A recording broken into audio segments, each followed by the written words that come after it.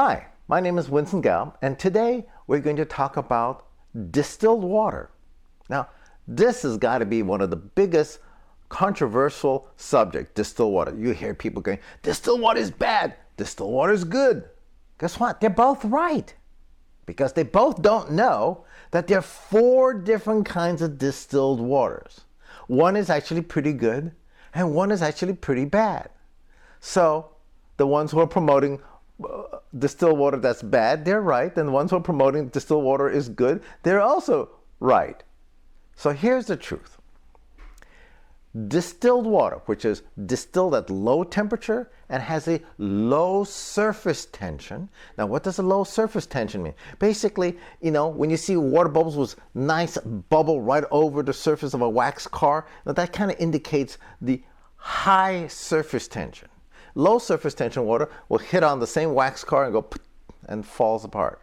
When a spider runs across the pond, that's because the water surface tension is sufficiently high so the spider can run across it. You drop one droplet of soap water and it cuts the surface tension and poof, down goes the spider right through the water because there's not enough surface tension to keep him above the water.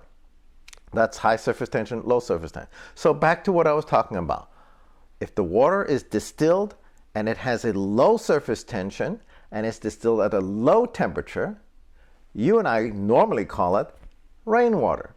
And that water doesn't actually leach minerals out of your body. It's actually a very good water. And does it have a low pH? Yes, it does have a low pH. But in spite of it having a low pH, very, very, very low quantities of minerals, it still doesn't leach your minerals out of your body. So it's a good distilled water. Now let's take the other distilled water, where it's boiled at a high temperature, it has a high surface tension.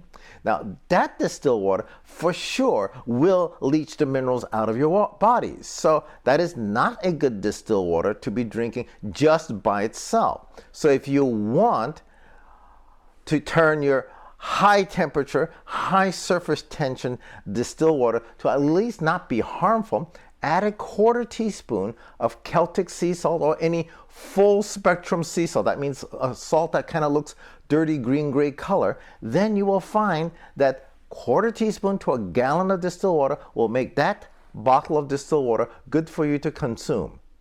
So that's the tip on distilled water for today. Thank you for watching.